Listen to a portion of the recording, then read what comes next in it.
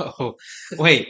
Black Christmas, as in like 2019's Black Christmas, as in like Is there another Teen Scream Black Christmas? the what? Is there another Teen Scream Black Christmas? I think this is the one. Up There's like on the front house, me and you, hanging. I think, right? I think this is it. yeah. Let me see. Oh yeah. Yeah, Oh yeah. yeah, Yep. Hey, yeah. guess what? What? We're recording. Hell yeah! Bye. Bungo, bungo, mungo, bungo. Bungo, bungo, bungo. I've had you and somebody else use variations of the phrase unga bunga with me recently, and I love it. I It, love it. it's such a fun thing to say. Yeah, Calling something Oompa Goonga is fucking fantastic. it absolutely, I it love it. absolutely is. It um, absolutely is. so we're not here to talk about Oonga We're not here Boonga. to talk about how the English language has only gotten worse since the Neanderthal times. No, no, No. no. But, well, here's the thing. This movie that we're about to talk about is not a recent movie. No. So we can't even judge like the use of language in that movie Yeah, through like contemporary terms. we cannot. So welcome back everybody to a new episode of the Cine-Scoots movie show. Today, And oh, in Simpsons, I overcut you, but uh-huh. I was gonna continue on. In Simpsons Treehouse of Horror fashion, we are doing a Halloween movie right after Halloween. Hey man, is that Simpsons That's fashion? what they do. They would always order the Treehouse of Horror like the weekend after Oh, Halloween. that's It fascinating. was it was awesome. I liked it. That's interesting. It allowed Halloween to encroach. Yeah, Yeah. it allowed it to encroach. Here's the thing. So it's been a busy month. Hmm. There's been a lot of movies that I wanted to see, but I just have been either I've been busy or you've been busy or we've both been busy. See, So we decided, you know what? Let's do something simple. We just gonna watch a movie at home yeah, and then we'll chat. and that's what we did. So that's what we did. We had two It options. was between this and Five Nights at Freddy's, and I selected the good movie. And I regret that decision zero. Can I give my brief like review of the Five Nights at Freddy's culture? Go on. The people who I think are into that are the people who you went to school with who would only show up to school in like pajama pants and dirty hoodies, fucking drinking Mountain Dew for breakfast, always forgetting their books, That is scarily accurate. All right, here's the thing. So I know we're not talking about Five Nights at Freddy's today. We might at some point. Who always knows? asking the teacher for a pencil. But here's the thing. Yeah, I enjoy Five Nights at Freddy's for what it is. crash. It is trash. Yeah, But you know what? Surprisingly enough, like the game has some solid like story. The yeah. gameplay is stupid. Does the game loving community, the community that really likes the game, how do they so far feel about the movie? So I think the people who like the games Yeah, and like the story, like the lore, are more okay with the movie than like general audiences. got you, Yeah. got you. But anyway, we're not talking about that. We're Yeah, we're here to talk about Lake Mungo, yeah. which is a little ditty from all the way back in the good old days of the Obama era. Mm-hmm. So this movie came out in 2008. Yep, It's a that's crazy. 2008 movie. It is set in 2006. Um, it follows a family in Australia who are dealing with the loss of their daughter who drowned, Yeah. not in a lake, as it is stated in the synopsis. She drowned in a dam. Oh, And a lot of people go, "Oh, it's Lake Mungo, the thing at the beginning." It yeah. is not the thing at the I didn't beginning. realize that until just now, No, and I just watched the movie. literally like 10 minutes ago. No, Lake Mungo is the dry lake bed where she buried the stuff at the end of Yes, the movie. yes, So that's Lake Mungo. She yeah, did not drown there. She drowned at a dam near where they live yeah. in Adarat. I think it's the The place, place the where she place where drowned. she lives, right? Right. So I have been a big fan of this movie, and I still remember the day where I went to there was a store at the mall, kind of Mm, by where the Comedy Shrine is now, okay. and they used to sell movies, and they had a whole wall devoted to horror movies Oh, every single time. hmm. And I remember seeing this in a collection. There was a collection called Eight Films to Die For, Ooh. which was a festival Yeah. that used to be run by some weird conglomerate, right? Right. And it was like a thing that I was like, I'm gonna buy that someday, and I never fucking did. Oh. And then the movie just like became really hard to find for the Yeah. longest time until it was like re-released like digitally, like in the Right. mid 2010s. So that's when I finally got a chance to see it. And, It was on Amazon for a while. and you've been trying to get us to watch it for a while. I've been trying to get us to watch it for a while. I think the first time I watched it was maybe like Yeah. 2015-ish, give or take. Um, but I really like it. I think it's one of the I think as far as the movies that we've talked about, it's probably the one that has the most cult following Yeah. that we've talked about. Because we talk about like more new releases. Yes. Um, So I went to go look it up yesterday to see if I could get some reviews. I didn't yes. get to watch any of them, but I saw like Stuckman was the most famous person who had reviewed this movie. Yeah, I like, Stuckman loves this and he movie. loves him some cult horror. He does. But I guess like I think my question is like, many years later after initially seeing it, what made you feel like, this would be a really good choice for an episode for our podcast to do? Dude, I just fucking love talking about this movie. Yeah. I think anyone that I've convinced to watch it, they go back and they're like, "Damn, dude, like that's some like wild shit." It's solid and it's different and it strangely feels like, especially for being 2008, like with everything that happened with haunting movies since then, like it feels ahead of its time. Yeah, Yeah. and so it's really funny. Like I place this movie really high up on like my favorite Mhm. movies, and like number one, obviously for me is Hereditary. It's like my Yeah. favorite fucking movie, right? It's my comfort movie. Yeah. I watch that shit. Ironically, because I watch this that is shit. this is a more comforting Hereditary, in my opinion. Yes, Yeah. but like I love it. Yeah. But this movie is also a movie like deeply surrounding grief, Yeah. right? Like it's this family just dealing with this like awful shit. Mhm. Um, and you know, I don't know why I find that so like I don't want to say fun to watch, but like I like those types of stories in that, especially when you're adding something more interesting like horror to it. There's a rich tradition of ghosty equal grief, right? Yeah. Um, and I think why I said this was like ahead of its time is, we've seen like I love Hereditary as well. Like it's probably in my top, Hmm. top three, if not top one, right? Um, but in that movie, like that movie like basks in the grief. Like grief Yes. wins in Oh, Hereditary. one thousand In, percent. in Hereditary. I think what's really cool about this is like it carries on with the ghost equal grief allegory, but like grief does not win. It depends on your interpretation, Ooh, all right. I right? haven't had a lot of time to process. So Yeah, yeah, so yeah, you're just fresh. yeah. This is in post pandemic. I've seen this movie 4 times. Whoa, whoa, whoa, whoa. Yeah, I fucking love this movie. Like I said, I've seen it a few years ago, but I've Mhm. taken notes. Notes. And every time I watch this movie, I keep following my notes and I go, I caught something new. Very nice. And the end of this movie definitely feels like something is still up. Mm. And there's also like theories online as to like what actually happened, what things mean, Yeah. the significance of like what Alice sees at Lake Mungo, what Mm. like triggers basically the events of the movie. Um, so before we get started with that, I think we can just say like I can just say I love this movie. I think it's not boo in your face scary, No. but there are definitely a lot of things in this movie that like stick with you, I think.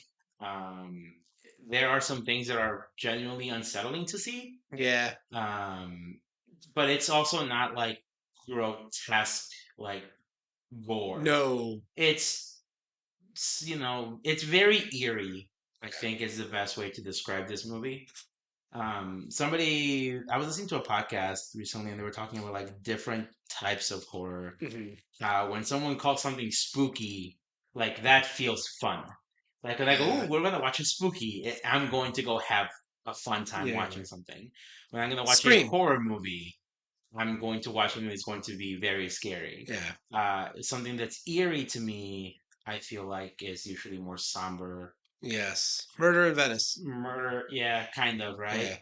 I would almost put that more in the spooky because it was fun. It was fun, but like, yeah, okay, it was fun. I would say Scream for me is spooky. Yeah, Yeah. yeah. Scream Yeah. is like a spooky house, like haunted house vibes, Right. right? Um, and this movie does that with this air of like you're not sure if everything is supernatural. No, because the You movie kind of doubles back on that. Like, Yeah, so yeah. I think if you're interested at all in like any sort of like time capsule from 2008, Yeah. like this is a good time When for did sure. when did Paranormal Activity 1 come out? Let me look that up real quick. Paranormal Activity came out in 2007, I Okay, think. so this is right at the beginning of that found footage Yeah, renaissance after fucking the Blair Witch or Project. maybe 2009. No, 2007. Yeah, I was right. 2007. Yeah, 2007. Yeah. Um, so this movie I think works really well because it uses its found footage along with its mockumentary style. And Yes. like this, I feel like if this movie came out in 2007 or 2008 and you watch that, you could tell someone, "Hey, check this shit out. This Yeah, is real." you could. And honestly, it probably could have worked back Well, then. that's back when cameras were potato, right? Exactly. And I think that helps this movie also feel scarier than it is. I agree. There's a lot of shots here where they are interviewing the family. So our main people are the Palmers. They are the ones whose daughter drowned in the lake, or in the dam, Hmm. and they are being interviewed by like just a crew in Group, the style of I don't know, pick some something sort of off of like mystery documentary thing. yeah, Yeah. go to Discovery Plus and click on anything, and it's basically that, Yeah. right? And it follows those same beats. Like they know already what happens at the end, but they're going along with you They're holding your hand. in real Yeah. time, right? As like this is happening right now. This is how I feel at this time, but obviously, like they're being interviewed way ahead. Yeah. And so we're kind of just like sitting with them, going through this like initial like grief period like right Hmm. after their daughter just did not fucking show up to like lunch at vacation time, Yep. right? um and I like the way that this is set up because you're not really sure where the movie is going. You don't know if this is going to be like a murder mystery. Yeah. How do you feel about the use of like the mockumentary for this though? I feel like the interview parts were very believable, Hmm. like to the point where you could. I mean, today, like I would think, oh, I'm on Channel 7, right? And I feel like I'm watching the mockumentary here. I think though they really helped me empathize with the characters more. And I think one of the cool things about mockumentary is it almost allows you to cheat. Like it allows you to tell without showing in a way that's Hmm. like effective because like the mom can be like, and then this shit happened. Yeah, And you it yeah. lets you give exposition dumps Yes. without it feeling like heavy-handed. And it's like it's very efficient. Oh, for Right? sure. Because the beauty of an exposition dump is we can really quickly get from point A to point B, right? Yeah. And the movie can cover a lot of ground. Like the movie never, it's short, but it also never feels like it's dragging, Yeah. right? So I am a big fan of mockumentary. Um, for this movie, I think it helped build suspense, right? And I think it helped us cover a lot to the story in a short period of time. Yeah. One thing that I think makes this movie also be very effective is like it captures the vibe of the like unsolved mystery Yep. like type of show, and like that works really well. I think then also when you take like how nice the interview looks compared to like when they eventually start showing footage A that potato of the footage. yeah, Yeah. like it helps that feel very real. And I think this is where, we talked in other podcasts about how, we're sometimes a little tired of like people who complain that you see too much of the monster, Hmm. right? Because they're like, oh, fear of unknown. And I get that. I think this is where the use of the fear of the unknown really works. Because when you really stop to look at like the footage that's captured on the camera, like it's not the images themselves are not like that scary. No, but Like she's sitting there and she looks sad. yeah, But it's the potato quality that makes you like, okay, what the suspense of when is this happening? Is this real or is this a doctored image? yeah. Like that's what I think drives So your one thing that I curiosity. think is really cool in this is like so she goes missing. It takes a couple days. They do find the body. So Yeah. she dies like right before Christmas Yep. or around that Yep. time. Yep. In December. And then in like the end of the year is when they find the body. Yeah. Um and the dad they make a point of like the dad is the one who identifies the body. The mom refuses to like To go to even to go. go get out of the She car. does not want to. Yeah, Yeah. she refused to get out of the car. And then that kind of starts this thing where like Yeah. they start to see Alice in like different things, like pictures. It starts with pictures. Yeah. The brother is like an amateur photographer taking his very avant-garde Yeah. shots of like the The backyard backyard. and some blurry ass Many shit many times. many times. So he does capture her on the film, Yeah. and that then has him start recording video, Right. right? And like the whole time, anytime that they show her on there, it does this like very slow pan Yeah. to where it wants you to focus, and it uses that like guided like zoom in to like keep you away from seeing other things sometimes too, which is Yeah. very smart, I Yeah. think. And like an illusionist. Yeah, Yeah. which also comes back into play later. And anytime it zooms in, like it's a paused video because nothing is moving. Mhm. But just like in old TVs, like the way the static moves, Right. it makes it look like her face is like distorting. And I Yeah. think that's what makes it very, You know, very, very is creepy. is this an actual ghosty? Yeah. Yeah. We also hear a lot from like coworkers and family friends, who, yeah, they reflect on how, you know, how the daughter was, how Alice was, and then also how the family is kind of like Right. treading Feeling through, him. right? Yeah. The mom is just very like reserved to herself. She's not really handling things well. Yeah. She says for herself, she's like, I'm having these nightmares, like about my daughter just like standing at the foot of my bed. Yeah. And she's just like, I just gotta go for a fucking walk at like 2 in the morning. Uh, And I don't know if you caught it, but at one point she goes, she's walking she's into like, yeah, I'm just walking into neighbors' like, houses. yeah, Yeah. like I don't need to do anything bad. And I'm like, what the fuck is up with Australia that you can just walk into someone's house at 2 in the morning? You get shot here. I mean, in Mexico, aren't they like not as many locked doors? I don't fuck, dude. I don't know. In Greece, there ain't no locked doors. No, Uh, to be fair, I also grew up in like Michoacan and yeah. like Mexico City. Like those are two places you do not want to have your doors hung on. Yeah. Um, but I do And she like just goes in there to chill, right? Like she like purposely walks into neighbors' houses. yeah, she says something along the lines of like I just wanted to be in someone This else's is life. house. Yep. I Yep. did not want to be In in my here. life here Yeah. without my, complete family, which is very fucking sad. Yeah. But I also like, yeah, I kind of get it. Yeah. Um, they do mention that the brother's acting weird. Like his friends mentioned that he's acting weird. Mhm. Dad is just being, stereotypical tough dude trying Yep. to just go back to work. I don't know if that's meant to kind of like maybe put a little bit of suspicion on him, but I don't think so. Like you don't think you actually like you don't think it was meant to put suspicion on him, or you don't think you ever felt suspicious. I never felt suspicious I never felt suspicious because either.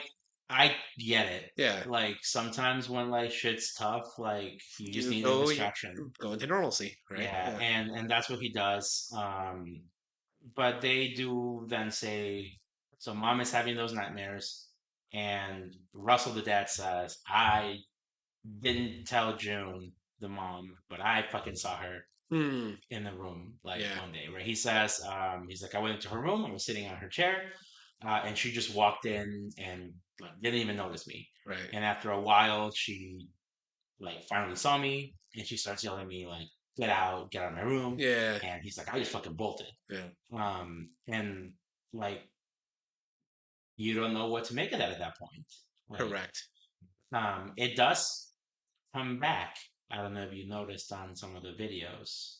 I don't think I did, but So the brother, as we're kind of learning more about everything going on, um, you see that the brother takes a lot of videos of like family trips and right. vacations, and there they do show a video of her sitting in her room at her desk, looking like she's looking at her phone. She turns at Matt, the Mm, brother, and she's like yelling at him like, get "Get out out!" of her. The Yep. exact Okay, same I words that saw the that. dad said. I saw it, but I watched this movie over the course of a couple days. I saw the dad talk about it the first day, and then that Yeah, I saw today. Yeah. yeah. And so like I'm not sure if that then signifies or whatever, because like if you watch enough haunting things, like they talk about different types of hauntings, Right.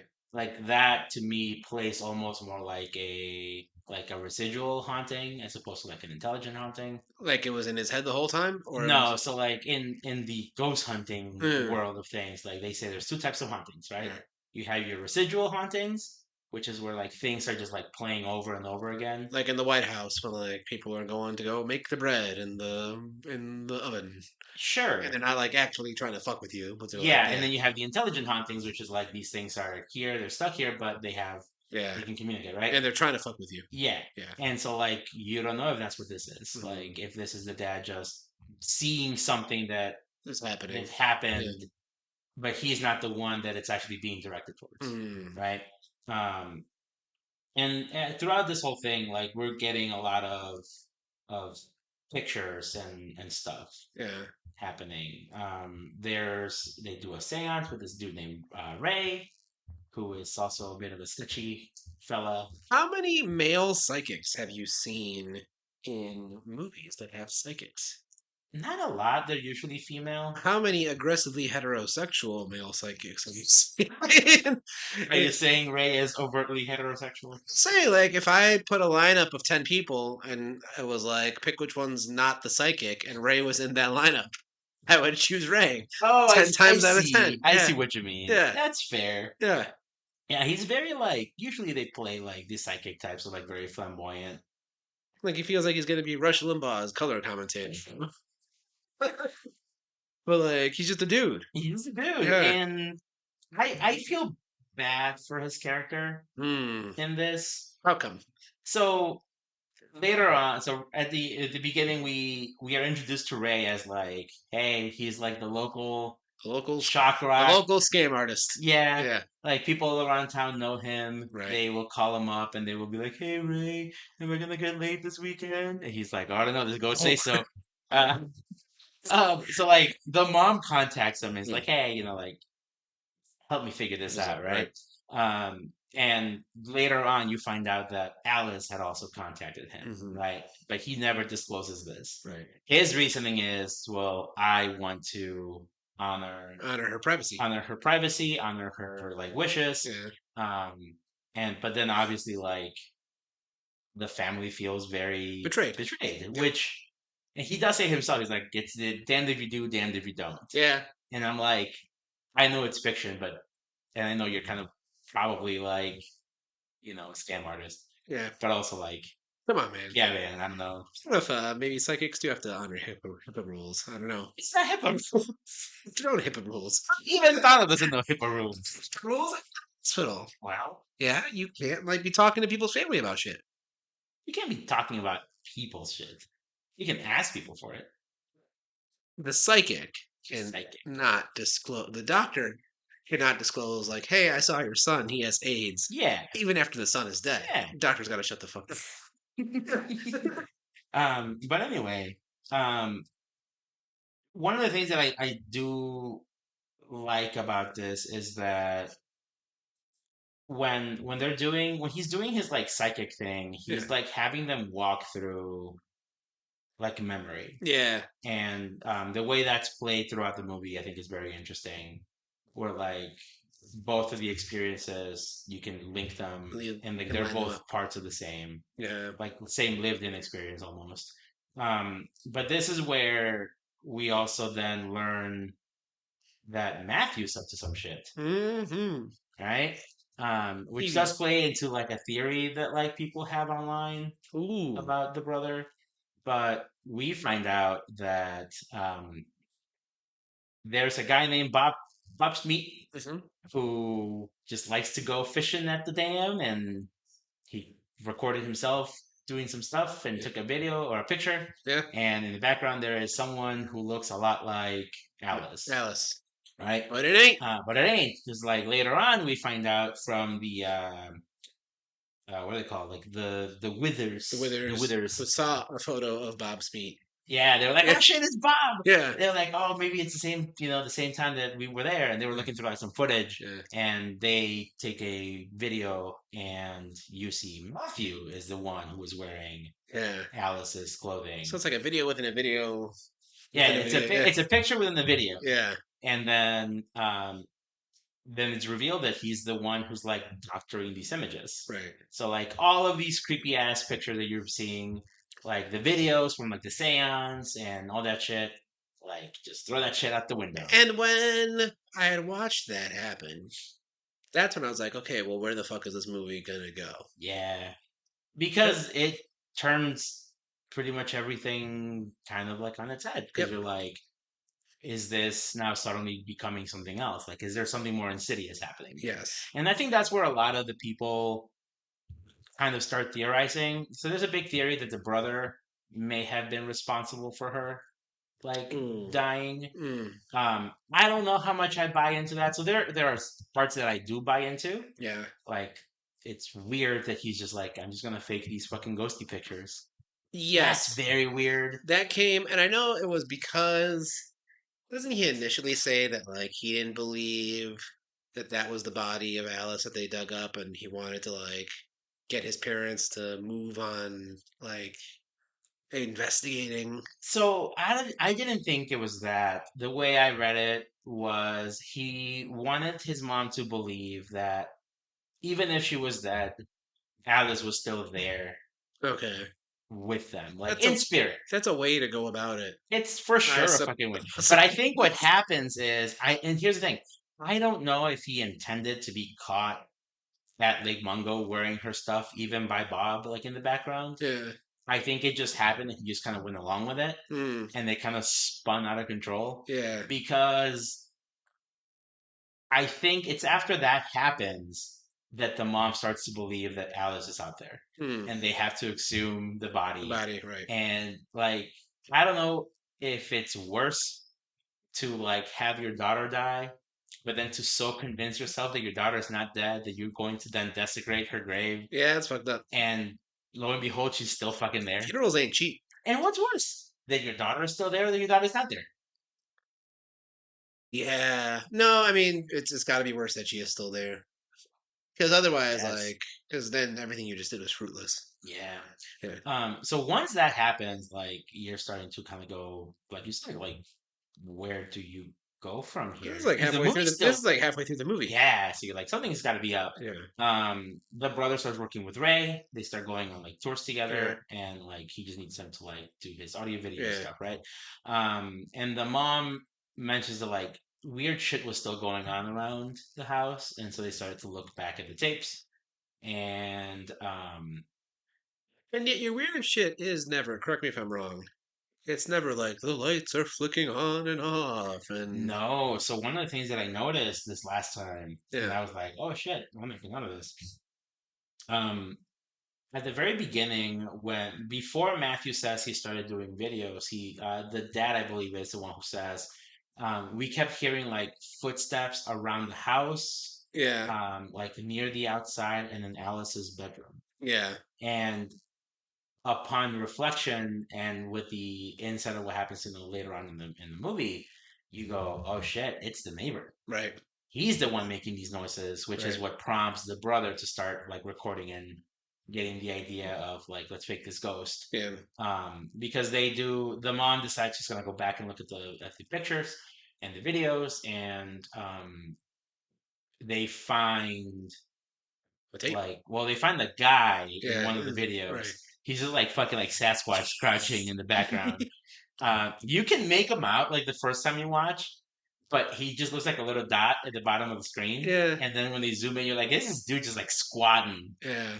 And it's the fucking neighbor. Yeah. There was. I think when I first saw that, unless I'm thinking of the wrong image, There was one where they thought they saw Alice. I'm like, this looks like a monkey statue on like a shelf.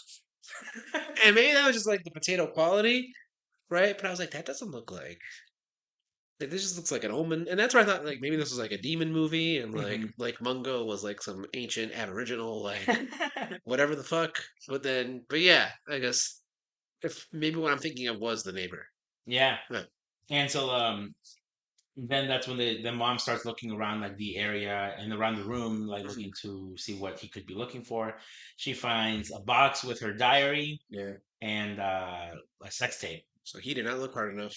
He did not look hard enough. Yeah. But also, like, I think once he realizes like the camera's there, because it looks like he's staring right at the camera. Yeah. I think once he realizes, he's like, "Fuck," Already. and yeah, they fucking nope out of town. Yeah. Um, which it is a thread that's never fully tied, but Because you just find out about the neighbor and like the police, like I forget if they're not able to prosecute, right? they're not able to find them. Uh So, and also the problem is that video was captured months ago. It's yeah. not until like everything is revealed and then the mom decides to go back through all those old videos Yeah. that she finds that. Yeah. Yeah. Um, and also, this is where we start to see that Matthew's gone. The Right. cameras are still rolling, and now shit is still happening. Yeah. Um, there is a very creepy shot of Alice standing over the foot of the bed,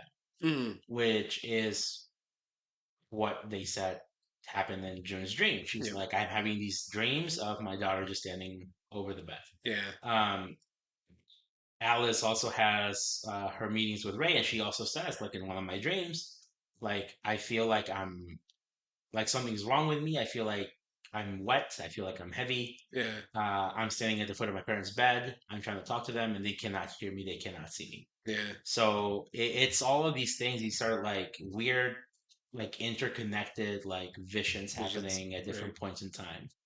Um, and again, it's these things where like they zoom in on these things, and you know that like there probably nothing's gonna jump at you, Right. but you're never fucking sure. This is the first horror movie that really does not use a jump scare at all. No, there is one jump scare, and you. So because we were both here Was it and we were kind of talking, the so potato yeah, face? so like Yeah. the end thing, like when it's replaced, it like kind of lunges at you, Yeah. but it's yeah, um, and so that's where I'm not sure. I think it's at this point where the mom starts to like look through the folder for Hmm. the calendar. She finds Ray's thing. Then they see a thing that says she went to Lake Mungo, and this is where we get the revelation that she saw something Right. there. Bada bing. Yeah. Yeah. Um, they kind of ask Ray like, "What the fuck? Yeah. Like, what did you talk about?" And this is where we play the first. They play again the tape where the first line of the movie comes from, Yeah. which is like, I feel like something bad's going to happen to me. I feel like something bad's already happened to me. Mhm. Something is coming for me. I don't know when, but it's on its way, basically. Yeah. Um, and the parents start to kind of ask around.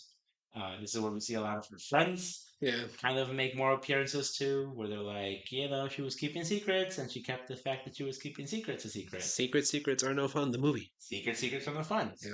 Um, and they see a video from a friend where they see Alice burying shit at the base of a tree, which, I want to rewind really quick. yeah. These friends be like, she's keeping secrets, and she's keeping secrets. That she's keeping secrets a Uh-huh. secret. Be like, that's how you're supposed to keep a secret. Yeah, You're not supposed to tell everybody that you have a secret. no, I got it. Yeah. But like, I also feel like a lot of the times, like even when people have secrets, they tell someone. They might have like one friend that they disclose like Yeah. some weird shit. Yeah. Fair enough. Anyway. So burying Anyway, stuff, judgy ass friends. But continue. yeah. Yeah. So this is where we get probably like they make the trip out to Lake Mungo Mm-hmm. and they're looking for this thing and they're like, we're gonna go at like the dead of fucking night Because that's what you do. because we are not about to go dig into like a national forest Yeah. reserve in the middle of the goddamn day. Yeah. It's the scariest fucking time to go. Yeah. And they find the tree. They Yep. find her like favorite things, her Yep. bracelet, her watch, and her phone. And they find the video in the phone. And what do they find, Tano? They find Potato Face. They find a fucking disgusting ass looking video. Yeah. Grainy ass 2005 Yeah. Nokia ass having phone. Yeah. And in this video, she's like seeing something walking towards her. Right. And as it gets closer and closer, it's her fucking like waterlogged ass body. Yeah. Which And people are like, I recognize that as the corpse.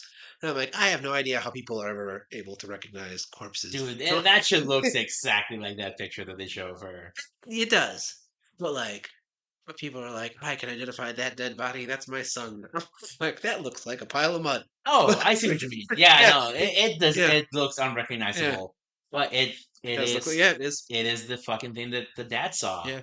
and it just lingers on it. Like Yeah. it holds it and then pauses and it fucking goes, Yeah. and it's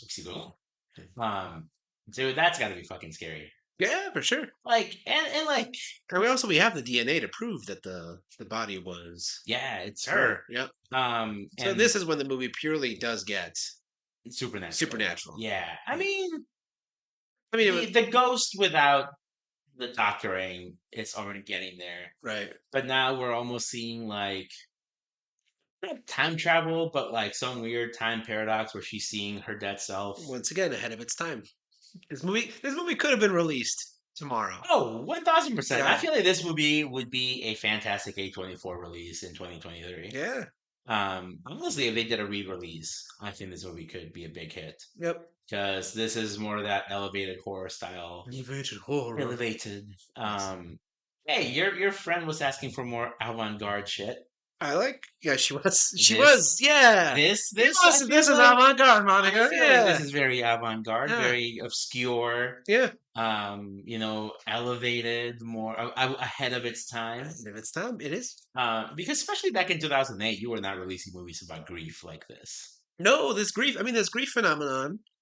I mean, like you're tired of the generational trauma phenomenon, which I think like Yeah, is the grief phenomenon's cousin, right? yeah, for sure. But like that shit is post Trump. Yeah, Yeah. yeah, that's a good point. But this is where you get. So you're saying that like after this happens, they realize what's going on.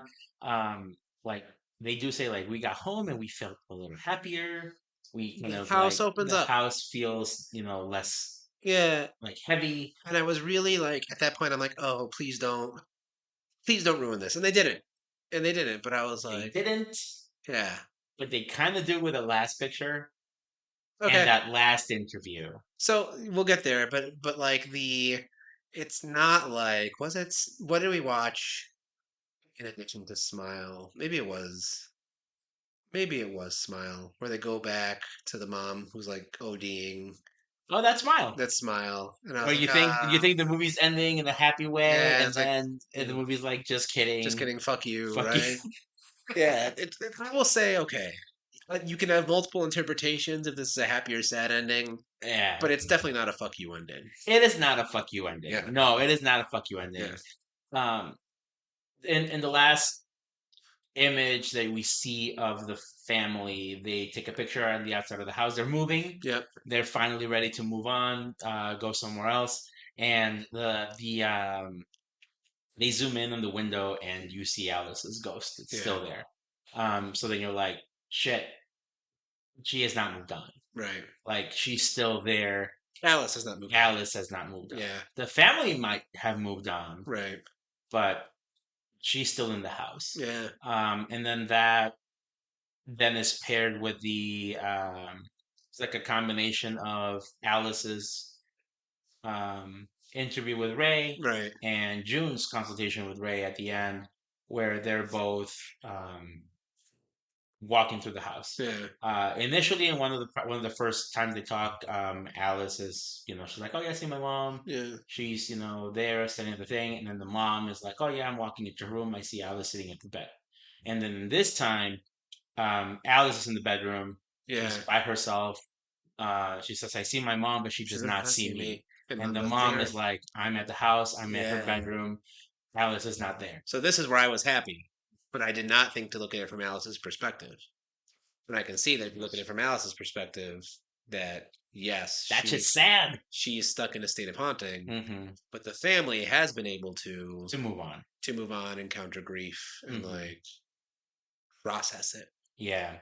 And to a certain degree, like, I don't know if that's meant to be played as Alice is upset because she doesn't necessarily say like that makes me mad or makes me sad or Mm, makes me upset. She just says it matter of fact, like just mom that's doesn't just see what it me, is. she's leaving, that's Yeah. it. Which in a way it could also be her accepting like that's it, like this thing's coming for me and it's going to come for me and my family will have to move on. Well, I think the like here the unless you believe in an afterlife, like the dead don't get to move on, right? The dead are like, especially people who die Hmm. tragically, you just sort of die in that state, Yeah. right? Like it's up to the living. They have that opportunity, right? They have that Hmm. opportunity to process and like deal with grief and move past it. But like I mean, once it's over and you're in that state of like life sucks, right? That's just kind of the circle you get to swim in, right? So Yeah. I mean, it's to me, it's very fitting that you have it's a very two-sided coin, or like all coins are two-sided. Oh, It's a Donald, can you show me a three-sided coin or a no, one-sided coin? it's especially a two-sided coin because like for the family, like it's a happy ending in the sense that like they're able to process their grief Yeah. and move beyond it. But for the dead person, like they're not. It's kind of like when people like they're like, what's the point of a funeral? Like my friend's dead. Like, why would I go like be sad when it's not Hmm. going to help them? It's like, well, you It's go not for for the you. you get to go, and you're right, and It's like graduation. yeah, and it's also like everybody's. It's your choice not to go to a funeral. I'm not Yeah. necessarily blaming people for that, but that's the two sides that are at play here. Like the Hmm. outcome for the dead is very different than the outcome for the living. Yeah. And I think one of the reasons why this also feels very 2023 is because of that. Like the fact that you're able to see things from the perspective of Alice. Yeah, So like especially back in like the 2000s and like early 2010s when a movie about ghosts and like hauntings came out, especially if the ghost itself was not like a right. negative entity, it's always like we have to help the ghost move on and find happiness Yeah, and this is basically what you're expecting, but it's not. Like this is like similar to Talk to Me, right? Where well, at the end of the movie, spoiler alert, Mia's dead, right, right? And like she does not get a happy ending. right. The ghosts don't get, to move on. It's just you're stuck there. You are now the hand Yeah. attached to this, So whoever wants what to, yeah, whoever wants to let you in, right? yeah. And I think that's why this also plays very well in like a modern Well, and like this is where I say I agree with you about being in 2023, and I would even say it's very 2024 because ooh, like it's ahead of its time. it is because I mean all these movies about grief, like they're like grief will infest the people around you and it will fuck them, right? Like Hereditary, like even Bly Manor, which I would say is like comparably bittersweet to this one, Mhm. eventually whatever the ick is that like gets the main character in that movie it does get Yeah. her, right?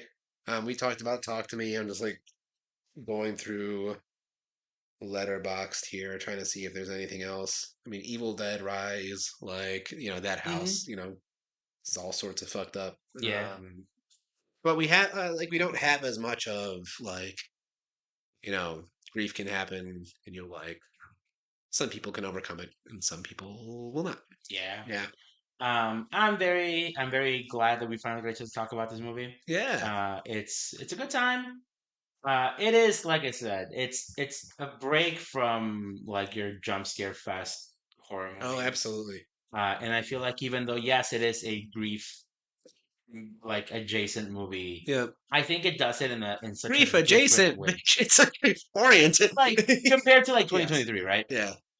It does it in a way that even though it's 2008, Yeah. it still feels fresh. Yes. Like I'm not watching this going, oh come on, another one. Yeah. This movie Um, feels timeless. All right. yeah, Yeah. and I'm glad that this movie is finally getting that cult classic recognition. Yeah. There are some people who are absolutely never going to get into like this type of movie. Right. Like they're going to be like, this movie's slow. This movie is not scary. Yeah. What the fuck is the meaning of blah blah blah? Sure. But I think if you like just fucking just watch it and give it its It's an time, hour and 27 minutes with credits. it's with credits. Yeah. And I think it goes by fast. I This was my Halloween movie this year because Katie fell asleep. Yeah. Um, I was also falling asleep on Halloween. God damn. but I'm pretty excited that we Yeah. gotta finally talk about this. One thing that I found was interesting is this movie was not scripted. Ooh, I Um, can see that. yeah, they basically just gave people like, here are the beats, Yeah. improv, Roll with it.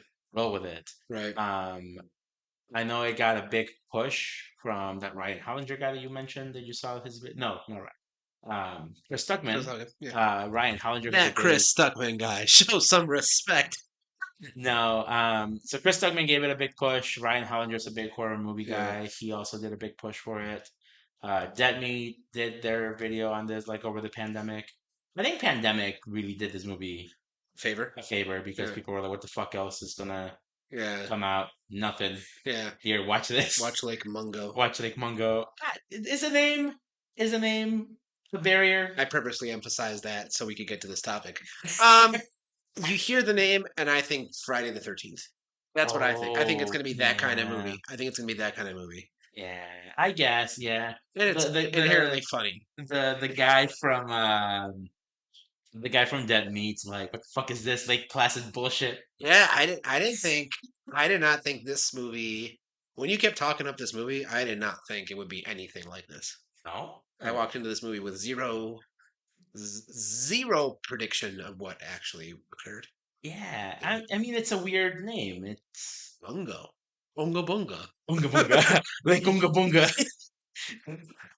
Let's make our own. Huh? Let's make our own. Make movie. our own like Unga Bunga. Yeah, just like Stuckman. Okay, so some people were shitting on Stuckman for liking too many movies. And I'm like, you know what? I'm fine with it's different if a director stands for just like one thing. Yeah. Like that's or not a director, a Critic. critic. Like, okay, Movie Bob, I like Movie Bob, but like he will not say anything bad about a Marvel movie. And like he'll be able to defend his case, Sure. but he will not say anything bad about a Marvel movie. Right? Okay. Stuckman does not just stand for like one IP. He just like likes many things. And I think Yeah. that's admirable. One thing I've noticed about Chris, and I Yeah. know we're kind of derailing here, is that I feel like he seems like the kind of guy who like if he knows he's not gonna like a movie, He's gonna win it. he's like just like I'm not gonna fucking watch He's this. got time. He's got a wife. He's got a kid. He's got a wife, a He was kid. a former Jehovah's Witness. All those years are wasted. Why waste more on And he's also making a movie. Yeah. He does not have time to watch something he knows is gonna be trash. Exactly. So like I feel like when he really doesn't like something is because he's like, oh, I thought this was gonna be good. Yeah. Just good, kidding. Good for Chris. Yeah. And you know what? I think we're also kind of like that. Exactly. Which is why we did not review Five Nights at Freddy. I think you would have fun with Five Nights at Freddy if I Maybe did. next year. After we finish this episode, I have a proposition for Javier. Let's go. Yeah. So speaking of finishing up, I do not have anything else to add to this. I think critically, it's That's why I derailed. We were at the end of the notes. Yeah, critically, it's very very well received. Yeah, by the people. It got $5.99 more for me when I bought it on YouTube this Yeah. this Monday. You know, in a way that makes me happy because I gave this motherfucker my Shutter login. No, and he still decided to buy it. I instead. like owning movies. I like to be able to have like a library one day of like things. Ah, yes, Things a to watch. library of digital movies that they can just take away the license anytime. They could. I did pay for it, so it would be some bullshit, but like it's happened. I'm sure It's happened to people. I think I do want to look to buy this movie in physical hard copy. Hard copy. Yeah. But anyway, thank you for humoring me on this. I loved humoring you on this. I am very excited. Yeah, I'll lake your Mungo. Hell yeah. And then I'm looking forward to see what Donald's proposition is for the future. And we will be back very soon with whatever the proposition is. And the marbles. Yeah. Oh, yeah. We got to talk about that. Yeah. We'll talk about that too because that's coming up. But other than that, thank you everybody for listening. I hope you're willing to put up with a obscure indie ass Australian movie. Avant-garde. Avant-garde. Yes. All right, everybody. Until next time, he has been Thano, He has been Javier. and this has been the Cine-Scoots podcast. Bye.